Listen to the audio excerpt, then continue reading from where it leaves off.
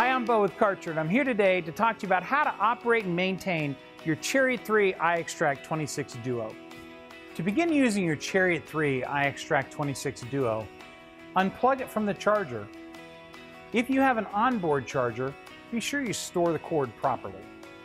Install the brushes that were cleaned from the last use, as well as the vac shoes, which should have been cleaned and dried from the last use.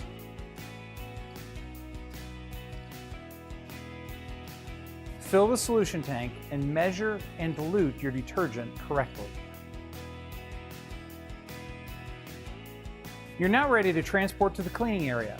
The first thing you're going to want to do is step onto the platform, depressing the operator presence switch.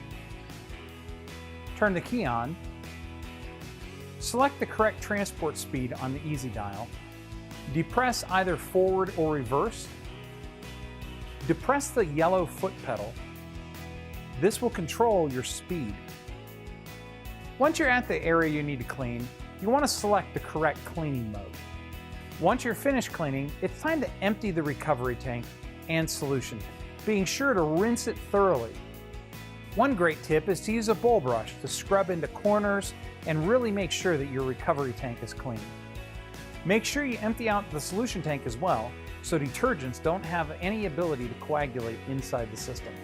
When you're finished cleaning the recovery tank, leave the lid up so that it can air dry. You want to make sure that you clean the brushes. Remove them and thoroughly rinse them. Do the same to the vac shoes.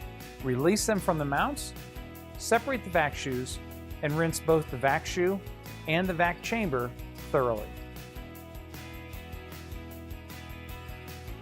Once you're finished, plug in the machine and charge it for the next use. So there you have it. You now know everything that you need to know to safely and effectively operate and maintain your Chariot 3 iExtract 26 Duo. Until next time, keep it clean.